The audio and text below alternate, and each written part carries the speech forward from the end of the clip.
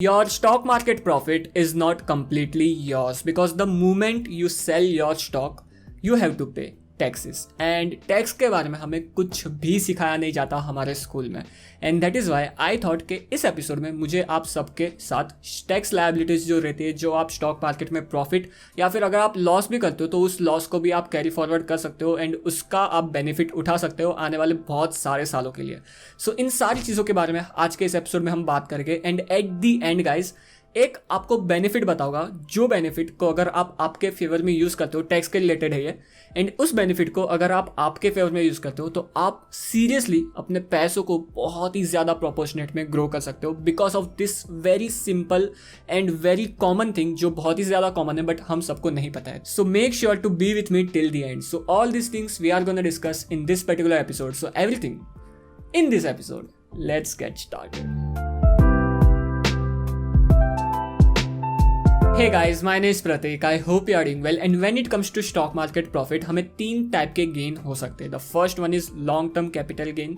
The second one is short term capital gain. And the third one is speculative gains. And be it long term, be it short term, and be it speculative, इन तीनों type की income के जो tax liabilities है वो अलग अलग है. And that is why first हम स्टार्ट करते हैं long term capital gain tax. And long term capital gain tax हमारे देश में है 10% का. Now there are two things. Long term का मतलब क्या?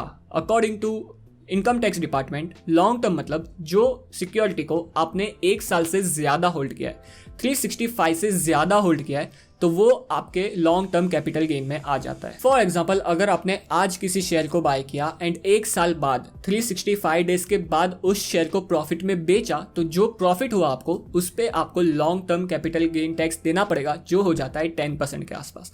एंड यहाँ पे एक बहुत ही अच्छी चीज ये है कि अगर आपका जो प्रॉफिट है वो 1 लाख से कम है तो फर्स्ट 1 लाख के प्रॉफिट पे आपको कोई भी टैक्स देना नहीं पड़ेगा. फॉर एग्जांपल, लेट्स अज्यूम आपने किसी स्टॉक में 10 लाख रुपए इन्वेस्ट किया है राइट नाउ एंड 365 डेज के बाद आपने वो 10 लाख की इन्वेस्टमेंट को 11,50,000 में बेच दिया एक साल बाद, 365 डेज बाद. सो जब आपने एक साल बाद इस 10 लाख रुपए के इन्वेस्टमेंट्स को 11,50,000 रुपए में बेचा तो आपका प्रॉफिट हो जाता है 1,50,000 रुपए के आसपास. सो नाउ एक साल बाद जब आपकी बारी आएगी गवर्नमेंट को टैक्स पे करने की, तो यहाँ पे जो आपकी इन्वेस्टमेंट है वो हो जाती है 10 लाख रुपए, तो उसको आपको माइनस कर देना है. जो आपका प्रॉफिट है वो हो जाता है 1,50,000 रुपए. नाउ इस 1,50,000 रुपए पे आपको टैक्स देना है, बट गवर्नमेंट के लॉस के हिसाब से 1 लाख रुपए पे आपको कोई टैक्स नहीं देना अगर आपका जो वो प्रॉफिट है वो long term capital gain tax है तो. सो इस 1,50,000 रुपए की इनकम में से आपको 1 लाख माइनस कर देने बिकॉज वो टैक्स फ्री है. तो नाउ 50,000 रुपीज बच जाते हैं जिसपे आपको 10% का long term capital gain tax देना है, जो हो जाता है 5,000 रुपीज. एंड यहाँ पे अगर आपने एक साल पहले कोई लॉस बुक किया है तो उस लॉस को आप कैरी फॉरवर्ड कर सकते हो अगले 8 साल तक. तो इसका मतलब ये कि अगर लेट्स अज्यूम एक साल पहले आपने लॉस बुक किया था 40,000 का और इस साल आपका प्रॉफिट है 1,50,000, तो 1,50,000 रुपए में से 1 लाख तो टैक्स फ्री है तो उसको आपने हटा दिया एंड जो 50,000 है उस पर आपको टैक्स देना है. नाउ आपने लास्ट ईयर का लॉस कैरी फॉरवर्ड किया है तो नाउ उस लास्ट ईयर का 40,000 के लॉस को आपको डिडक्ट करना है आपके प्रॉफिट में से. तो नाउ 50,000 में से अगर आप 40,000 जो लास्ट ईयर का लॉस है उसको डिडक्ट करते हो तो आपका नेट टैक्सेबल इनकम बन जाता है 10,000 रुपए. इसके ऊपर आपको 10% का long term capital gain tax देना है. नाउ ये हो जाता है long term capital gain tax के बारे में. Now moving ahead to the short term capital gain tax. Now short term की डेफिनेशन क्या है वो हम समझ लेते हैं. शॉर्ट टर्म की डेफिनेशन ये है कि अकॉर्डिंग टू गवर्नमेंट अगर आपने आज किसी शेयर में इन्वेस्ट किया और उस शेयर को आपने एक साल पहले 365 डेज के पहले बेच दिया तो वो आपकी जो इन्वेस्टमेंट है वो हो जाएगी शॉर्ट टर्म इन्वेस्टमेंट. एंड यहाँ पे आपको 15% का short term capital gain tax देना पड़ेगा. नाउ इसमें एक डिसएडवांटेज हम ये कह सकते हैं कि इसमें ऐसी कोई 1 लाख की लिमिट नहीं है कि 1 लाख के आसपास अगर आपका प्रॉफिट हुआ तो उस फर्स्ट 1 लाख पे आपको कोई टैक्स देना जो लॉन्ग टर्म में होता था. शॉर्ट टर्म में आपको जितना भी प्रॉफिट हुआ उस प्रॉफिट पे आपको short term capital gain tax देना ही पड़ेगा. फॉर एग्जाम्पल, लेट्स अज्यूम आज किसी इन्वेस्टर ने 1 लाख रुपए किसी स्टॉक में इन्वेस्ट किया और 6 महीने बाद उस स्टॉक को 50,000 रुपए के प्रॉफिट के साथ बेच दिया.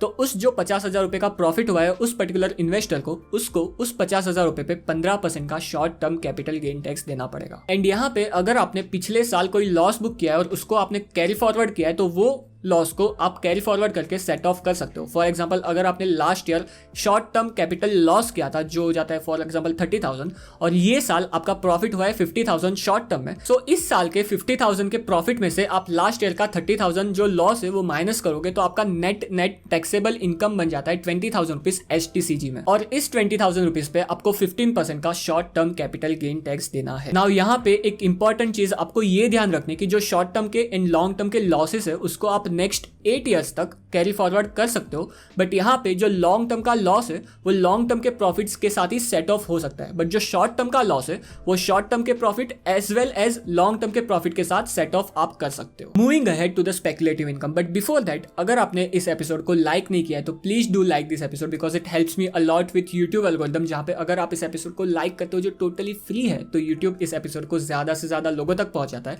एंड ज्यादा से ज्यादा फाइनेंशियल लिटरेसी बढ़ती है अगर आप इस एपिसोड को सिर्फ लाइक कर दो जो टोटली फ्री है and it will take only 2 seconds, so please do like this episode. Moving ahead to the speculative income, and यहाँ पे आपके जो इंट्राडे के ट्रेड्स हो जाते हैं वो हो जाते हैं एंड यहाँ पे आपको आपके टैक्स स्लैब के हिसाब से टैक्स देना पड़ेगा। फॉर एग्जाम्पल अगर आपकी स्पेकुलेटिव इनकम है 1 लाख रुपए एंड आप 30% टैक्स स्लैब में आते हो तो इस 1 लाख रुपए पे आपको 30% के हिसाब से 30,000 रुपए टैक्स देना पड़ेगा गवर्नमेंट को। इसी तरह से आप कोई भी टैक्स स्लैब में आते हो आपको आपकी स्पेकुलेटिव इनकम पे जो टैक्स स्लैब के रेट के हिसाब से आपको टैक्स देना पड़ेगा एंड यहाँ पे भी कोई ऐसी लिमिट नहीं है कि फर्स्ट 1 लाख रुपए पे आपको कोई टैक्स नहीं देना है। जो आपका पूरा स्पेकुलेटिव इनकम है उस पे आपको आपके टैक्स स्लैब के हिसाब से टैक्स देना पड़ेगा।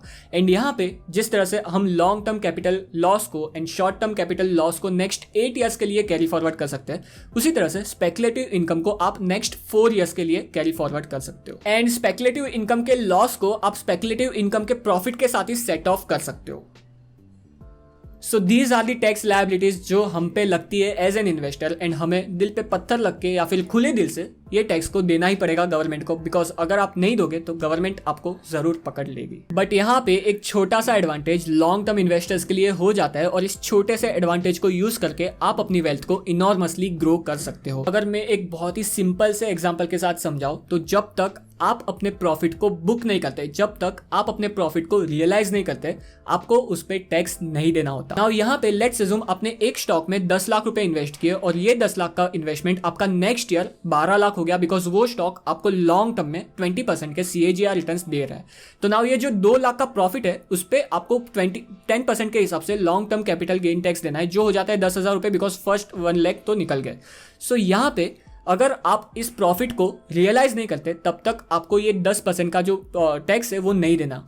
तो ये जो है वो आप कैरी फॉरवर्ड कर सकते हो जब तक आप उस प्रॉफिट को रियलाइज नहीं करते। नाउ लेट्स अज्यूम आपने इस 10,000 रुपए को बचा दिए तो ये 10,000 रुपए भी आपके इन्वेस्टेड है और वो भी आपको रिटर्न्स जनरेट करके दे रहे लॉन्ग टर्म में। So now let's assume next year इस 12 लाख के इन्वेस्टमेंट पे आपको और 20% के रिटर्न्स मिलते हैं। उसके बाद वो 20% के रिटर्न्स के साथ मिला के जो पूरा कॉर्पस हो जाता है उस पर फिर से आपको 20% के रिटर्न्स मिलते हैं और साल दर साल जब आप विदाउट पेइंग एनी टैक्स जो टैक्स का अमाउंट आपको गवर्नमेंट को देना है बिकॉज आप उसको रियलाइज नहीं कर रहे हो और आपके बैंक अकाउंट में नहीं ले रहे हो वो प्रॉफिट को, आप उस पैसों पे भी जो प्रॉफिट पे आपको टैक्स देना है वो टैक्स के पैसों पे भी आप रिटर्न्स जनरेट कर रहे हो लॉन्ग टर्म में। एंड ट्रस्ट मी गाइज, इस छोटे से एडवांटेज को अगर आप अपने फेवर में लॉन्ग टर्म के लिए यूज करते हो, लॉन्ग टर्म मीन्स 15, 20, 25 ईयर्स के लिए यूज करते हो, तो इस छोटे से एडवांटेज की मदद से आप अपनी वेल्थ को इनॉर्मसली ग्रो कर सकते हो because of compounding effect. Because literally and legally आप जो पैसा आपके टैक्स में जाने वाला था उस पैसों पे भी आप राइट नाउ रिटर्न्स जनरेट कर रहे हो एंड जब आप बेचोगे उस स्टॉक को